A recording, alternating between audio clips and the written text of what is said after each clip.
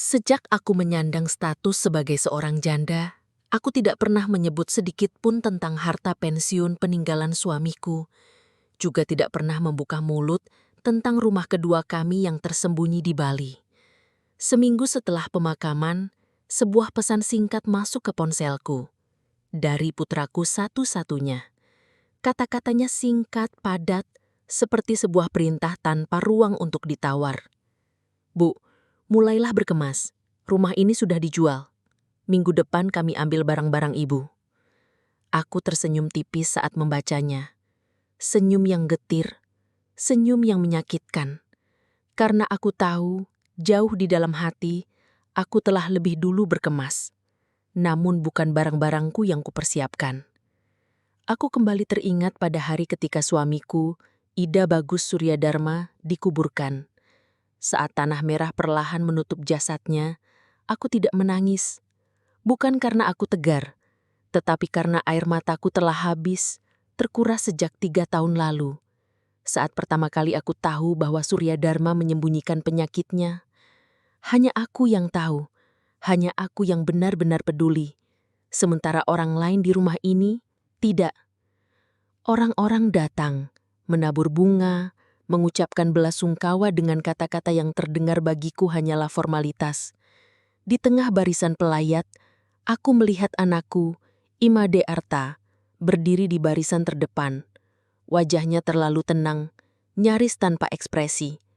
Tangannya dimasukkan ke dalam saku jas hitam, sementara matanya sesekali menunduk bukan untuk menahan duka, melainkan menatap ponselnya. Jarinya sibuk membalas pesan, mungkin dari istrinya, desak Rai Pertiwi, yang bahkan tak sudi datang memberi penghormatan terakhir pada ayah mertuanya. Arta berdiri di atas pusara ayahnya seperti seorang pejabat yang sedang menunggu giliran berbicara, bukan seorang anak yang kehilangan ayahnya. Saat ia berbicara, suaranya datar, singkat dan dingin. Terima kasih sudah hadir. Ayah saya orang baik. Hanya itu. Lalu ia pergi lebih dulu dari semua orang, seolah-olah acara perpisahan terakhir hanyalah urusan kecil yang bisa segera diselesaikan. Malam itu aku kembali ke rumah besar ini seorang diri. Kesunyian menelanku, begitu pekat, menusuk hingga ke tulang. Kamar Suryadharma masih berbau obat-obatan dan balsem. Aku duduk di tepi ranjangnya, menggenggam sebuah tas kulit tua yang selama ini disembunyikan di bawah tempat tidur. Di dalamnya aku menemukan berkas-berkas penting yang tidak pernah ia tunjukkan pada siapapun. Dan di antara kertas-kertas itu, ada sepucuk surat dengan tulisan tangannya, ditujukan kepadaku. Anak Agung Ayu Ratih, jangan berikan semuanya kepada Arta. Dia sudah berubah. Maafkan aku karena terlalu lembut padanya. Tapi aku percaya, kau lebih kuat dari yang pernah kau tunjukkan. Rumah di Bali, kau tahu apa yang harus kau lakukan. Aku membaca surat itu berulang kali, hingga huruf-hurufnya kabur oleh air mata yang akhirnya jatuh. Malam begitu sunyi, seperti langit ikut menahan nafas bersamaku. Saat itu aku sadar, kepergian Suryadharma bukanlah akhir dari segalanya. Justru inilah awal dari sesuatu yang lebih besar, sesuatu yang harus kuhadapi seorang diri. Hari-hari setelah kepergiannya berjalan lambat. Aku tepat melakukan rutinitas, menyeduh teh di pagi hari, menyiram bunga anggrek di teras, merapikan spray ranjang yang kini kosong. Rumah ini terasa hampa, tapi di tengah kehampaan itu ada ketenangan yang ganjil. Tidak ada lagi langkah beratnya, tidak ada lagi keluhan lelahnya, hanya kenangan yang menempel di setiap sudut rumah. Namun pagi yang cerah itu membawa pesan yang kelam. Dari Arta lagi. Bu, mulailah berkemas. Rumah ini sudah dijual. Minggu depan kami ambil barang-barang ibu. Tidak ada salam, tidak ada tanya kabar. Rumah yang dibangun Suryadharma dari keringat, dari gaji pertamanya hingga masa pensiunnya, kini dijual begitu saja tanpa sepengetahuanku. Aku terdiam lama, menatap dinding rumah yang dulu kami cat bersama. Lalu sebuah senyum pahit terbit di wajahku. Karena sesungguhnya, aku sudah lebih dulu menyiapkan segalanya. Yang ku kemas bukanlah pakaian, bukan perhiasan, Bukan pula lukisan tua Surya Dharma. Yang kubungkus rapi adalah dokumen-dokumen penting, sertifikat rumah yang sudah diam-diam kubalikan nama pemiliknya, bukan ke Arta, melainkan kepada seseorang yang tak pernah ia bayangkan. Koper kedua berisi catatan keuangan, rekening pensiun Surya Dharma, deposito di bank berbeda, juga buku catatan tua berisi denah rumah Bali, serta nama pengelola kebun yang selama ini setia merawatnya. Dan koper terakhir berisi catatan pribadiku, rahasia yang kusimpan bertahun-tahun, serta rencana masa depan yang akan segera kutapaki. Keesokan harinya, Arta datang tiba-tiba tanpa kabar. Dia masuk dengan kunci duplikat. Langkahnya cepat, tatapannya tergesa-gesa, seolah rumah ini sudah bukan milikku lagi. Tanpa basa-basi ia berkata, "Bu belum berkemas, rumah ini sudah saya urus semua. Notaris selesai, pembeli tinggal transfer. Nanti saya carikan kontrakan kecil dekat kantor untuk Bu." Kontrakan. Setelah 40 tahun aku membesarkan anak ini, melewati luka demi luka, menahan segala kecewa, ia kini hanya memberiku kontrakan seperti seorang gelandangan. Lalu ia membuka map berisi surat jual beli. Sebagian uang hasil penjualan akan saya investasikan. Sisanya untuk biaya sekolah Putri Anjani. Bu tenang saja, saya urus semuanya. Aku menatap wajahnya lama. Tak ada satupun kalimatnya yang menanyakan bagaimana perasaanku. Semua hanyalah keputusan sepihak. Dengan suara tenang aku berkata, "Arta, kapan terakhir kali kamu menanyakan apa yang ibu rasakan?" Ia tertawa hambar. "Bu, sekarang bukan saatnya pakai perasaan. Ini logika. Bu tinggal sendiri, rumah dijual, uang dipapai, selesai." Aku menatap matanya. Mata yang dulu begitu bening saat pertama kali menangis di pelukanku. Kini dingin, keras seperti batu. "Baik," jawabku pelan. "Minggu depan aku akan pergi." Arta tampak lega. "Terima kasih, Bu. Akhirnya ibu mengerti juga. Saya akan kirim orang untuk bantu angkut barang-barang." Aku tersenyum samar. "Tidak perlu, aku sudah berkemas." Ia mengangguk, sama sekali tidak curiga. Lalu melangkah pergi tanpa menoleh lagi. Dia tidak tahu, tidak menyadari, bahwa yang kukemas bukan sekedar barang-barang, melainkan seluruh masa depan yang hendak ia rampas. Dan kali ini aku tidak akan tinggal diam. Keesokan paginya aku memindahkan koper-koper ke dalam mobil sewaan. Supirnya masih muda, ramah, tidak banyak bertanya. Itu yang kubutuhkan. Dari luar koper-koper itu tampak seperti barang bawaan seorang janda yang hendak pindah ke kontrakan kecil. Namun sesungguhnya isinya adalah seluruh rahasia yang akan mengubah segalanya. Koper pertama berisi dokumen penting, sertifikat rumah yang sudah diam-diam kubalikan nama pemiliknya, bukan ke Arta, melainkan kepada seseorang yang tak pernah ia bayangkan. Koper kedua berisi catatan keuangan, rekening pensiun Surya Dharma, deposito di bank berbeda, juga buku catatan tua berisi denah rumah Bali, serta nama pengelola kebun yang selama ini setia merawatnya. Dan koper terakhir berisi catatan pribadiku, rahasia yang kusimpan bertahun-tahun, serta rencana masa depan yang akan segera kutapaki. Hal-hal yang begitu rapuh dan penuh luka, yang tak pernah bisa kupercayakan pada siapapun, bahkan kepada ide bagus Surya Dharma, suamiku sendiri ketika ia masih bernafas di dunia, selalu terpendam dalam hatiku. Salah satunya adalah peristiwa kelam, ketika hampir saja Imade Arta, anak yang kulahirkan dengan penuh kasih dan doa, menorehkan tanda tangannya pada sebuah surat kuasa palsu di atas ranjangku sendiri, saat tubuhku lumpuh dan hanya bisa terbaring tanpa daya. Mulutku kaku, lidahku keluh, dan yang bisa kulakukan hanyalah menatap langit-langit kamar yang terasa semakin suram. Aku masih mengingat jelas. Kala itu, ia berdiri di sisiku. Pena sudah digenggam erat. Notaris berdiri di belakangnya, dan terdengar suara yang lirih namun menusuk batin. "Tenang, Bu. Ini hanya tanda tangan. Biar Imade Arta yang mengurus semuanya." Seandainya saja Ida Bagus Suryadharma tidak datang lebih cepat, jika saja langkahnya tidak terdengar dari balik kaca mobil yang berhenti di halaman, mungkin nasibku akan benar-benar terenggut. Pandanganku sempat terhenti pada rumah itu, tempat aku melahirkan, membesarkan, menyusui, sekaligus meneteskan ribuan air mata. Dahulu, aku selalu percaya, rumah ini akan menjadi singgahan terakhirku, pelabuhan yang mendekapku hingga usia renta. Namun, kenyataan pahit menyergapku.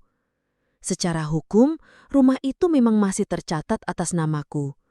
Tetapi di dalam hatiku, ia bukan lagi milikku. Rumah ini telah menjelma menjadi simbol pengkhianatan. Sebelum mobil yang membawaku pergi benar-benar melaju, dengan tangan gemetar aku mengeluarkan ponsel tuaku yang retak layarnya. Kuketikkan sebuah pesan singkat tertuju pada seseorang yang namanya tidak pernah diketahui oleh Imade Arta.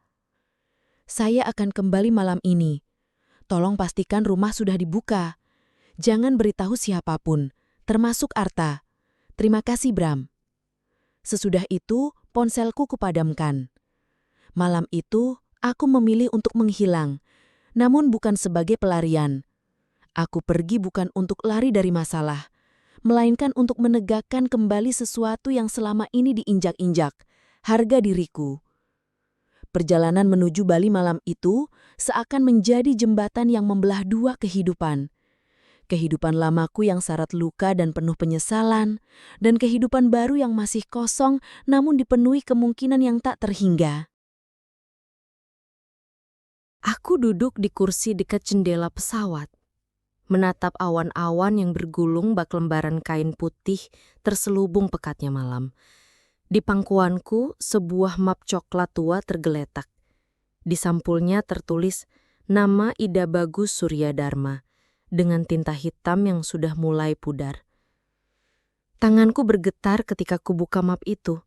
Lembar demi lembar tulisan tangannya yang khas, runcing, agak miring ke kanan, menyergap mataku. Dan di salah satu halaman, kutemukan catatan pendek yang terasa seperti bisikan dari alam lain. Anak Agung Ayuratih, jika aku pergi lebih dulu, jangan percaya siapapun mentah-mentah, bahkan anak kita sendiri. Percayalah pada instingmu. Simpan rumah Bali, itu tempatmu bangkit. Air mataku hampir saja luruh, namun ku tahan. Ida Bagus Suryadharma bukanlah lelaki sempurna. Ia kerap terlampau diam, terlalu banyak memendam. Namun ia memiliki mata batin yang waspada. Ia sudah melihat perubahan Imade Arta jauh sebelum aku berani mengakuinya. Arta bulunya anak yang lembut, penurut, pintar, meski agak pemalu. Tapi sejak ia menikah dengan Desak Rai Pertiwi, semuanya perlahan berubah. Aku tak ingin menyebut Pertiwi sebagai perempuan jahat. Tidak.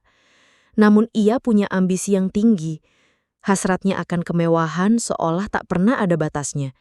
Dan Arta yang dulu sederhana, kini terbawa arus deras itu. Dari pinjaman investasi bodong, kredit mobil mewah, hingga akhirnya ia memandang rumah orang tuanya sendiri sebagai sekedar aset yang bisa dijual kapan saja. Aku masih ingat kata-kata Suryadharma pada malam sebelum serangan jantung pertamanya. Dengan suara lirih ia berkata, "Kalau aku sudah tak ada nanti, jangan langsung serahkan semua pada Arta. Dia memang bukan anak kecil lagi, tapi juga belum cukup dewasa untuk dipercaya." Aku saat itu hanya menjawab pelan, "Tapi dia anak kita." Dan Suryadharma hanya menatapku dalam hening, lalu menjawab, "Justru karena itu." Pesawat akhirnya mendarat menjelang subuh. Bali menyambutku dengan udara lembab yang masih basah oleh embun. Bram, pria paruh baya yang sudah lama mengelola rumah kami di Bali, menjemputku dengan mobil tua yang masih kokoh. Ia sosok yang setia, pendiam, namun tajam pikirannya. Kami melaju menembus jalanan gelap menuju sisi timur pulau, dan di sana, rumah itu masih berdiri. Dinding batu alamnya kokoh, jendela-jendela lebar, pohon Kamboja menebarkan aroma lembut di halaman depan. Semua masih sama seperti dalam ingatanku. Hanya saja ada yang berbeda. Keheningannya. Bukan hening yang kosong, melainkan teduh, seakan menyambutku pulang. Aku berdiri di beranda untuk pertama kalinya setelah bertahun-tahun. Untuk pertama kali aku bisa bernapas tanpa merasa diawasi. Aku bukan lagi pelarian. Aku bukan janda yang lemah. Aku adalah anak Agung Ayu Latih, dan ini awal panggungku yang sesungguhnya. Pagi itu, secangkir kopi Bali terasa begitu pahit di lidahku. Namun pahit yang jujur, sejujur niatku hari itu. Merebut kembali kendali hidupku secara sah, legal, dan tak terbantahkan. Di ruang tengah, Bram menyerahkan sebuah map tebal. Semua dokumen ada di sini, Ibu. Sesuai instruksi almarhum Bapak, saya sudah mengurusnya diam-diam sejak 5 tahun lalu. Aku membuka map itu dengan hati-hati. Di dalamnya ada surat kepemilikan rumah Bali, 2 bidang tanah kecil di belakang rumah yang dulu diam-diam dibeli Surya Dharma, dan bahkan sebuah rekening khusus untuk biaya perawatan properti itu atas nama Niluh Putri Anjani. Ya, Niluh Putri Anjani, cucu perempuanku satu-satunya, usianya baru 9 tahun. Namun ia adalah satu-satunya yang masih murni, tak tercemar permainan kotor orang tuanya. Masih anak kecil yang senang menggambar pelangi dan menuliskan surat untukku dengan tinta ungu. Ayah sibuk terus, tapi aku tetap sayang ayah. Nenek jangan sedih ya. Aku doakan nenek supaya tidak sendirian. Surat kecil itu selalu kusimpan rapi dalam dompetku. Keesokan harinya, aku mendatangi kantor notaris di Amplapura. Seorang perempuan berambut putih yang mengenalku sejak lama menyambutku dengan hangat. Semua sudah siap, Ibu Ratih. Nama Niluh Putri Anjani akan menjadi pemilik utama properti ini, tentu dengan wali hingga dewasa. Aku mengangguk. Wali pengganti sudah saya siapkan, dan itu bukan ayah kandungnya. Notaris itu sempat mengangkat alis, namun dia tidak bertanya. Profesional. Aku menandatangani setiap dokumen dengan tangan mantap. Tidak ada lagi keraguan, tidak ada rasa bersalah. Aku tahu ini bukan soal balas dendam. Ini adalah tentang penyelamatan. Sore itu, aku duduk di balai terbuka, memandang laut yang tenang. Kubuka ponsel badanganku yang hanya berisi satu aplikasi pesan. Ada satu ruang obrolan lama yang akhirnya kubuka kembali. Dengan hati-hati ku ketik pesan singkat. Adik Surya Dharma, aku tahu kau jauh di Kanada, tapi aku membutuhkanmu. Maukah kau menjadi wali sah atas nama Niluh Putri Anjani hingga dia dewasa? Ada sesuatu yang besar yang harus kulindungi darinya. Dari Arta. Pesan itu kukirim. Lalu aku memejamkan mata, menyandarkan kepala, membiarkan angin laut Bali menyelimuti tubuhku. Untuk pertama kalinya dalam waktu yang lama, aku merasa kembali memiliki diriku sendiri. Imade Arta sama sekali tidak pernah benar-benar tahu bahwa warisan peninggalan Ida Bagus Surya Dharma bukanlah sesuatu yang sejak awal ditujukan sepenuhnya untuk dirinya. Dia hanya tercatat sebagai pewaris karena status semata, bukan karena kepercayaan, bukan pula karena kasih sayang yang tulus. Sebab jauh sebelum ajal menjemput, cinta dan rasa percaya Ida Bagus Surya Dharma telah berpindah, bergeser ke tempat lain yang lebih pantas. Dan sekarang semuanya sudah resmi. Sekarang semuanya sudah sah di mata hukum, sah di mata hati. Segala sesuatu itu sudah tidak lagi menjadi milik Arta. Rumah ini, rumah yang penuh rahasia dan kenangan, dulunya hanya menjadi tempat singgah singkat bagi Ida Bagus Surya Dharma. Ia kerap datang setiap 2 bulan sekali, dengan alasan menulis, membaca, atau sekedar mencari udara baru. Namun kini, setelah waktu berjalan, aku baru sadar rumah ini sejatinya adalah tempat pelarian, tempat perlindungan terakhir dari dunia yang semakin sulit dipercaya, benteng sunyi yang memisahkan diri dari hiruk-pikuk kehidupan yang penuh kepalsuan. Hari-hariku di sini terasa begitu tenang, meski tidak pernah benar-benar kosong. Setiap fajar menyingsing, aku bangun sebelum matahari menampakkan wajahnya. Aku berjalan perlahan ke halaman belakang, di mana pohon kelapa pendek tumbuh berdampingan dengan bunga sepatu yang mekar dengan anggun. Semilir angin laut membawa aroma asin yang sejak lama aku rindukan diam-diam. Ada sesuatu yang mengikatku dengan tempat ini. Seolah-olah setiap tiupan angin mengingatkan pada rahasia masa lalu yang harus dijaga. Bram, bersama istrinya Rennes, merawatku seakan-akan aku bagian dari keluarga mereka sendiri. Mereka mengerti batas, mereka paham luka yang tidak terlihat, mereka tahu rumah ini bukan sekedar bangunan untuk berteduh, melainkan benteng terakhir dari segala badai. Malam itu aku duduk di kursi rotan tua, menatap lampu gantung temaram yang bergoyang pelan di langit-langit kayu. Ingatanku melayang jauh, memutar ulang satu suara dari masa lalu. Sebuah rekaman suara Ida Bagus Suryadharma yang dia sembunyikan dengan hati-hati di dalam laci meja kerjanya. Suaranya terdengar parau namun penuh kasih sayang. Kalau kau mendengar ini, berarti aku sudah tidak ada lagi. Anak Agung Ayu Ratih, maafkan aku karena terlalu banyak diam.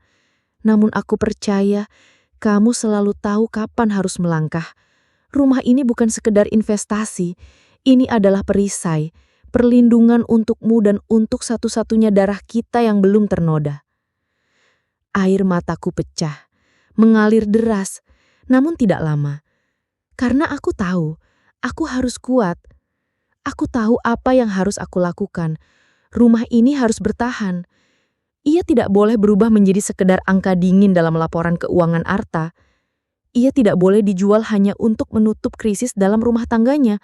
Dan aku sangat tahu, itu hanya soal waktu, sebelum semua itu terjadi.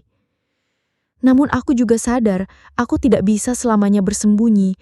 Dunia di luar sana memanggil, masalah yang belum selesai sedang menunggu.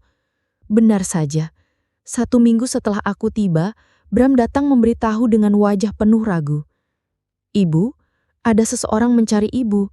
Dia menelpon tadi pagi, mengaku anak ibu. Aku hanya tersenyum kecil, tanpa menjawab. Tidak butuh waktu lama untuk menebak. Tentu saja itu Arta. Pasti dia sudah panik karena tidak bisa menghubungi.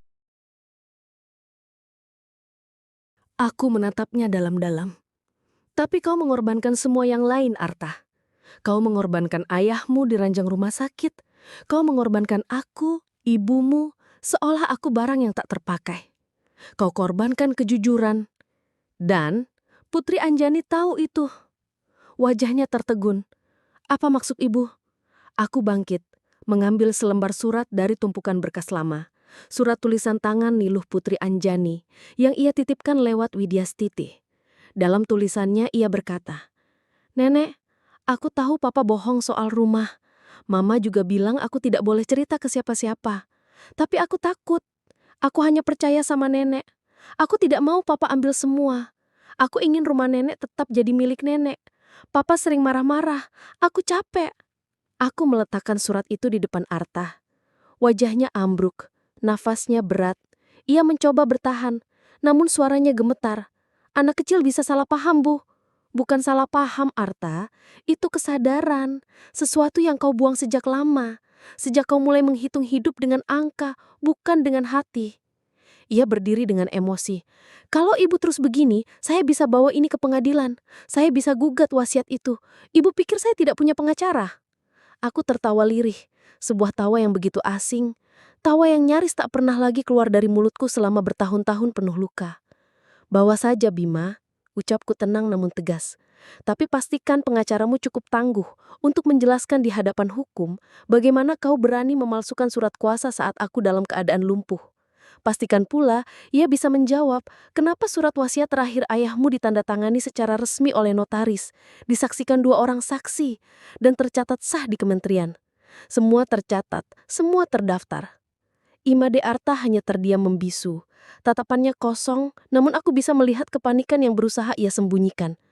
Kalau kau ingin melawan warisan sah yang telah dialihkan atas nama putrimu sendiri, lakukanlah. Silahkan. Aku menahan nafas sejenak lalu melanjutkan. Tapi jangan pernah berharap Niluh Putri Anjani akan melihatmu lagi dengan cara yang sama. Ingat itu. Dan pada detik itu juga, aku melihat sesuatu di dalam dirinya hancur berkeping-keping. Imade Arta berjalan dengan langkah gontai menuju pintu, tubuhnya goyah seakan menanggung beban yang terlalu berat. Ia berhenti sejenak, menoleh kepadaku dengan tatapan penuh luka. Jadi ibu benar-benar memilih perang ini, katanya lirih. Aku menatapnya lurus, tanpa gentar. Bukan aku yang memulainya, nak. Kau yang menyeretku ke dalamnya. Ia pun pergi, membanting pintu keras-keras hingga gema suaranya mengguncang ruangan. Hujan deras menyambut kepergiannya, menelan langkah-langkahnya yang perlahan hilang dalam kegelapan malam. Aku memejamkan mata, bukan karena lega, melainkan karena aku sadar sepenuhnya, badai yang sesungguhnya baru saja mulai. Keesokan paginya, aku terbangun bukan oleh cahaya mentari, melainkan oleh suara dering ponsel cadangan yang hanya kugunakan untuk urusan darurat. Sebuah pesan singkat masuk dari nomor asing. Kami dari firma hukum Pramana Aurekan. Klien kami, Imade Arta, mengajukan keberatan atas proses hibah dan pengalihan aset yang dialihkan atas nama cucunya, Niluh Putri Anjani. Kami memohon kehadiran Ibu Ana Gagung Ayu Ratih untuk mediasi awal. Mataku tidak terkejut. Tidak ada rasa heran, hanya rasa lelah yang semakin menekan dadaku. Aku sudah tahu anakku akan melangkah sejauh ini. Tapi membaca kalimat itu dengan tinta hitam di atas putih, tetap saja membuat hatiku tersayat pedih. Dengan hati berat, aku mengenakan kebaya coklat sederhana, rambutku ikat rapi lalu pergi sendiri ke kantor hukum kecil di Denpasar. Ruangan kaca itu dingin, terlalu bersih, seolah ingin menelan semua rasa manusiawi. Di sana aku duduk berhadapan dengan 3 pengacara muda dan seorang lelaki yang dulu kupanggil anak dengan penuh kasih, Bima, darah dagingku. Wajahnya tampak kusut, namun dagunya masih terangkat, penuh gengsi yang rapuh. Ibu, belum terlambat untuk membatalkan semua ini. Aku menatapnya dalam matanya menahan getir. Terlambat, Arta. Ingatkah kau? Kau yang dulu berjanji menjaga rumah keluarga ini. Kau yang berlutut di depan ayahmu Ida Bagus Surya Dharma saat ia terbaring sakit. Kau berjanji akan menjadi laki-laki yang bertanggung jawab. Dan hanya 2 minggu setelah janji itu, kau tega menjual sawah wirasan kakekmu hanya untuk membeli mobil baru. Salah satu pengacara membuka map, mencoba memotong tegangnya percakapan. Kami ingin fokus pada aspek legalitas, bukan Aku mengangkat tangan menghentikannya. Suaraku tajam, bagai pisau. Kalian tidak tahu apa-apa tentang keluarga ini. Imade Arta mengepalkan tangannya kuat-kuat. Suaranya bergetar. Ibu membuat saya terlihat seperti penjahat, padahal saya hanya terdesak. Usaha saya bangkrut. Saya tidak punya siapa-siapa lagi. Aku menarik nafas panjang. Itulah persoalannya, nak. Kau menganggap ini semua sekedar harta cadangan.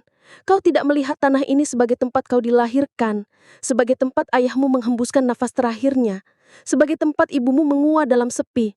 Bagimu ini semua hanyalah angka dan aset. Matanya mulai berkaca-kaca, namun aku tidak berhenti. Dan Safira, anak kecil yang jadikan alasan, pernahkah kau lupa? Kau bahkan tega meninggalkannya 2 hari penuh hanya bersama pembantu rumah tangga, hanya karena kau dan Desa Kerai Pertiwi bertengkar di hotel. Kau lupa, nak, tapi aku tidak pernah lupa. Suasana ruangan membeku, para pengacara bergeser gelisah, udara seperti membatu. Lalu dari bibir Arta keluar suara yang begitu lemah, seolah sisa-sisa dari seorang anak yang dulu selalu memanggilku ibu dengan cinta. Kalau begitu saya harus bagaimana, Bu? Aku menatapnya sekarang tanpa amarah, hanya kejujuran yang telanjang. Kau bisa memulai dengan meminta maaf, bukan untukku, tapi untuk anakmu. Karena Putri Anjani kini sudah tahu siapa ayahnya. Aku berdiri, meninggalkan ruangan tanpa tanda tangan, tanpa perjanjian, tanpa kompromi apapun. Di luar langit cerah seolah menipu. Namun aku tahu hujan masih menggantung di udara. Luka antara ibu dan anak itu belum juga selesai menganga. Hari itu aku kembali lebih cepat ke rumah warisan keluarga di Bali. Langit menggantung rendah, awan menahan hujan yang belum tumpah. Udara terasa berat, penuh isyarat yang tak terucap. Di meja tamu sudah menunggu sebuah amplop putih bersegel notaris. Aku mengenali cap itu, dikirim langsung dari Jakarta, Dari kantor hukum yang dulu diam-diam ditunjuk Ida Bagus Suryadharma sebelum ia pergi untuk selamanya. Bahkan aku sendiri baru mengetahuinya sebulan sebelum kematiannya. Dengan tangan bergetar, aku robek segelnya. Di dalamnya tersimpan salinan asli surat wasiat terakhir suamiku. Bukan rancangan lama yang pernah kami bahas di rumah, melainkan versi final yang ia tanda tangani sendiri 4 bulan sebelum ia menghembuskan nafas terakhirnya. Ada 2 saksi, ada notaris, dan ada bukti bahwa suamiku sepenuhnya sadar saat menuliskan syarat-syaratnya. Dan yang paling mengejutkan, 2 syarat mutlak yang ditulis dengan tangannya sendiri. Pertama, warisan hanya bisa diterima Imade Arta bila ia menjaga ibunya hingga akhir hayatnya. Kedua, seluruh properti utama keluarga tidak boleh dijual tanpa persetujuan ibunya. Jika salah satu syarat dilanggar, hak waris otomatis gugur dan seluruhnya dialihkan kepada pewaris pengganti, cucu kandung tertua, Niluh Putri Anjani. Suaraku bergetar saat membacanya berulang kali. Jelas, tegas, tak terbantahkan. Dan sekarang, keduanya telah ia langgar. Malam itu aku duduk di ruang kerja kecil yang dulu dipakai suamiku. Kulekatkan erat surat itu di dadaku. Lalu kubuka laji, mengambil sebuah flash disk kecil yang pernah diselipkan Ida Bagus Suryadharma malam terakhir sebelum ia ke rumah sakit. Kalau aku tidak pulang, jangan buka ini dulu. Tapi kalau Arta mulai berubah, kau akan butuh ini. Dengan tangan bergetar, aku tancapkan ke laptop. Satu folder terbuka, rekaman percakapan, foto-foto, bukti transaksi, salinan surat kuasa palsu yang pernah disiapkan diam-diam oleh anakku sendiri saat aku sakit. Ternyata suamiku sudah tahu sejak lama. Ia hanya diam, bukan karena takut, melainkan karena ingin melihat sejauh mana anaknya tega melangkah. Dan sekarang, semua bukti itu ada di tanganku, siap digunakan kapanpun. Aku pandangi foto kecil Putri Anjani di meja. Senyumnya polos, mengenakan topi jerami, duduk di pangkuan kakeknya. Saat itu aku mengerti, perjuangan ini bukan sekedar mempertahankan warisan. Ini tentang mempertahankan harga diri keluarga. Warisan sejati yang harus kuwariskan kepadanya bukanlah harta benda, melainkan kehormatan. Dan aku bersumpah tak akan membiarkan siapapun, bahkan ayah kandungnya sendiri, merenggut itu darinya. Namun kabar buruk datang cepat. Hari setelah surat wasiat itu sampai di tanganku, gugatan resmi dilayangkan. Arta benar-benar maju ke pengadilan, tak lagi mencari mediasi. Ia menggugat pembatalan hibah, menuntut hak waris, bahkan lebih jauh menuduh aku tidak lagi waras sejak kepergian Ida Bagus Suryadharma. Tuduhan itu menusuk lebih dari apapun. Anakku sendiri menuliskan dalam dokumen hukum bahwa ibunya tidak stabil emosinya, bahwa semua keputusan legal yang kuambil patut diragukan. Aku tertawa saat membaca salinan gugatan itu. Bukan tawa bahagia, melainkan tawa getir, tawa yang lahir dari tragedi. Arta sudah jatuh begitu rendah dan masih juga menggali lubang yang lebih jauh. Aku tidak tinggal diam. Bersama seorang pengacara muda bernama Darsa, anak asuh Ida Bagus Suryadharma dari program beasiswa masa lalu, kami meluncurkan gugatan balik. Bukan hanya untuk mempertahankan sahnya hibah dan wasiat, tapi juga untuk menyerang balik. Kami membuka semua bukti, video, transaksi mencurigakan, rekaman suara, segalanya. Di persidangan pertama, udara menegang. Arta datang dengan setelan mahal, ditemani 3 pengacara firma ternama. Namun wajahnya letih, matanya redup. Ia tidak lagi menyembur dengan arogansi, hanya menyembunyikan kepanikan yang dipoles sebagai keberanian. Hakim membaca wasiat itu dengan alis terangkat. Syarat jelas, terbukti dilanggar. Apa yang membuat Anda masih mengajukan hak sebagai ahli waris utama? Arta hanya diam.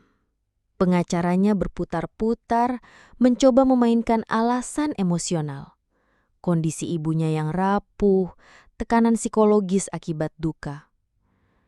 Namun, Darsa berdiri. Dengan tenang ia menekan tombol. Sebuah video diputar di layar ruang sidang. Rekaman dari tahun lalu, saat aku lumpuh. Suara Arta terdengar jelas. "Tanda tangan saja, Bu. Biar nanti saya urus semuanya. Gampang kok." Ruangan hening. Hakim menghela napas berat. Ini cukup. Sidang ditunda. Tapi semua orang di ruangan itu tahu. Arah angin telah berubah. Malam itu aku pulang ke rumah tua di Bali. Rumah yang selama ini menjadi saksi bisu perjalanan hidupku. Aku duduk di kursi rotan peninggalan almarhum suamiku, Ida Bagus Surya Dharma, memandang ke arah jendela yang gelap dan sunyi. Udara malam menusuk, heningnya begitu pekat. Namun entah mengapa, untuk pertama kalinya aku tidak merasa sendiri. Ada sesuatu yang membuatku merasa ditemani, seolah malam itu kebenaran berdiri tegak di sisiku. Di dalam kamar aku menemukan sebuah surat kecil yang terlipat rapi. Surat itu diletakkan dengan sengaja di bawah cangkir teh sore tadi. Tulisan tangan di kertas itu begitu ku kenal. Tegak, rapi, penuh ketulusan.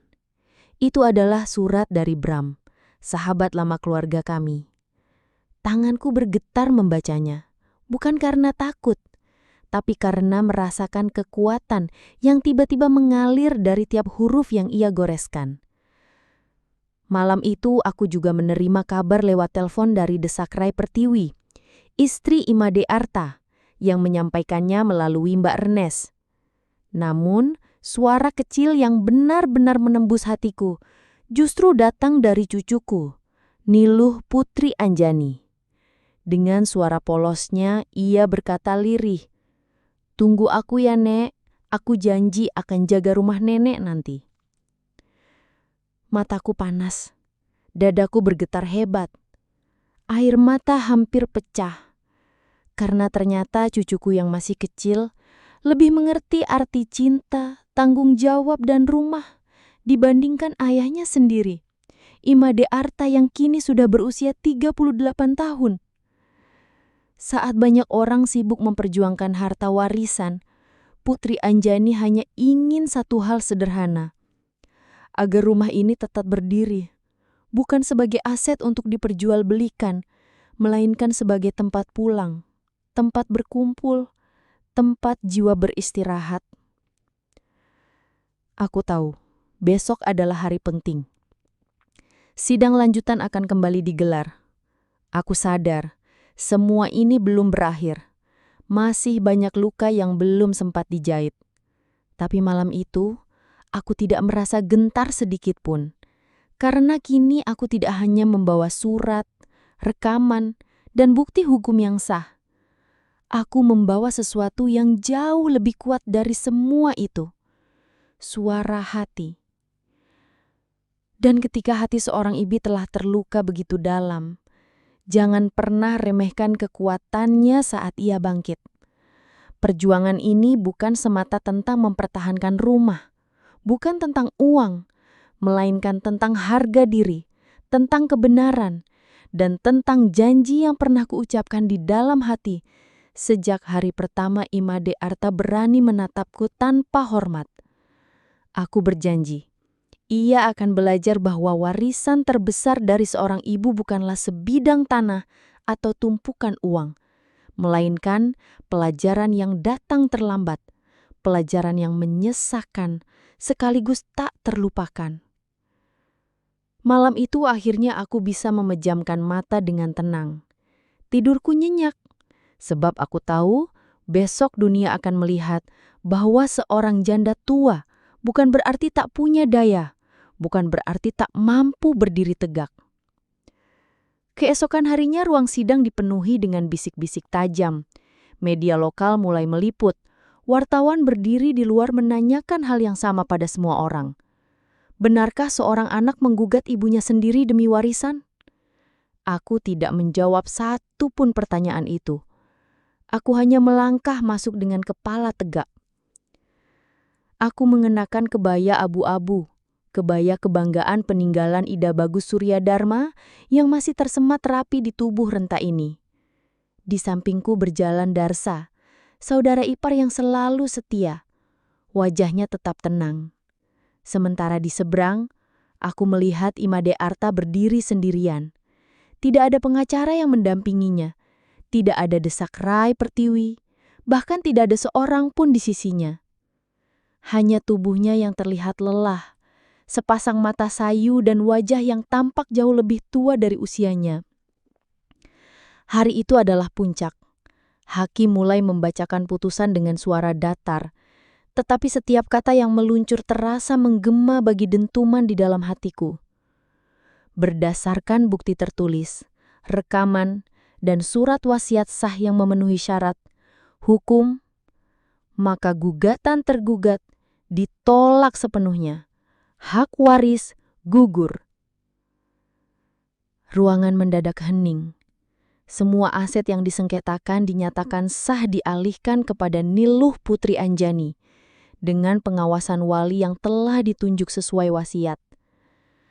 Aku tidak bersorak, tidak tersenyum, tidak menangis.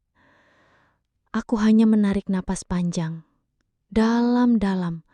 Seakan baru kali itu aku bisa menghirup udara dengan lega setelah sekian lama tercekik. Sementara itu Imade Arta hanya terduduk lemas di kamar kontrakan kecil di pinggiran kota.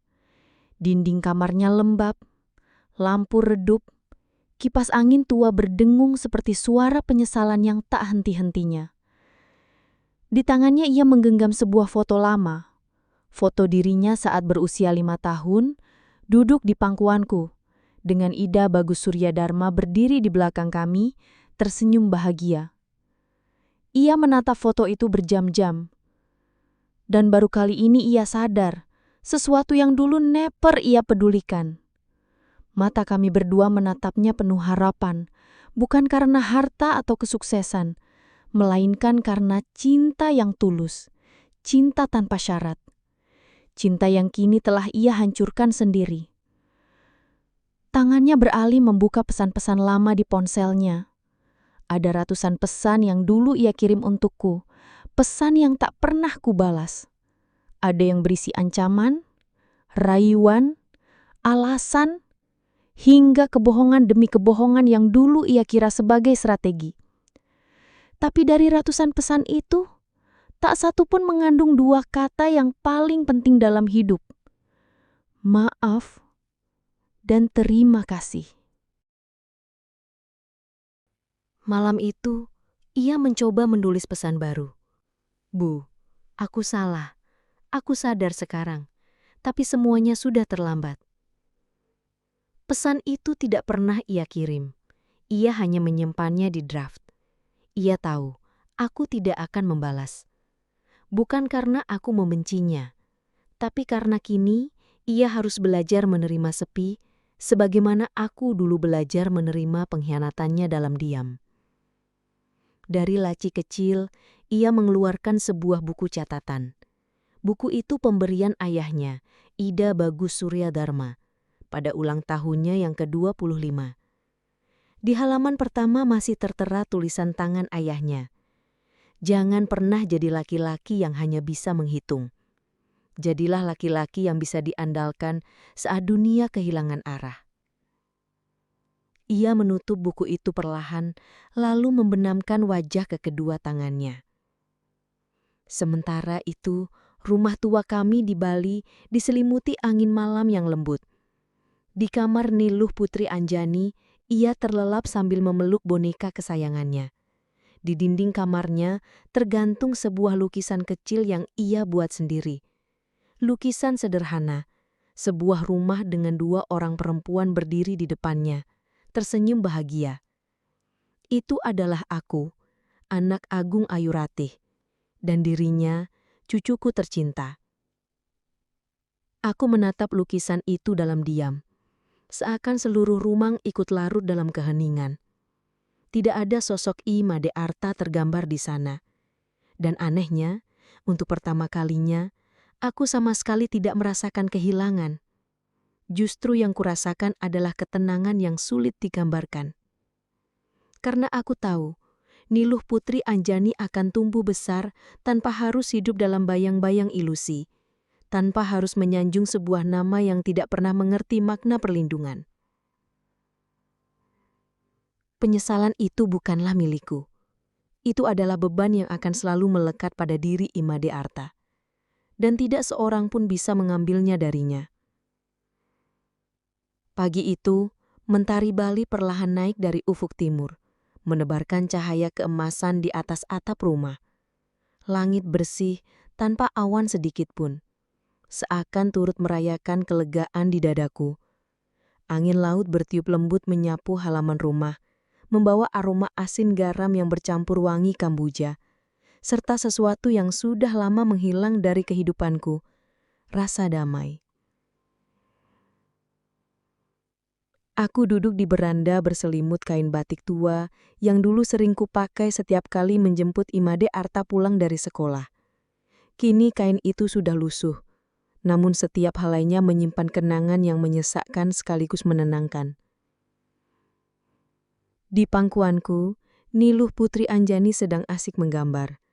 Kali ini bukan rumah yang ia goreskan, melainkan wajah dua orang yang berdiri berdampingan di bawah pohon Kamboja. Dengan mata berbinar, ia berkata, "Ini nenek, ini aku." Senyum mungilnya mengembang, polos dan tulus. Perlahan aku bertanya, "Kenapa hanya kita berdua, Nak?" Ia mengangkat bahu kecilnya, lalu menjawab dengan suara ringan namun penuh makna. "Karena cuma kita yang saling menjaga." Kalimat itu menghujam hatiku.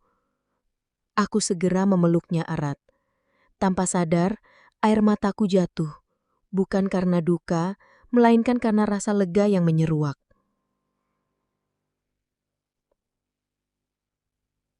Sudah setahun berlalu sejak sidang terakhir itu.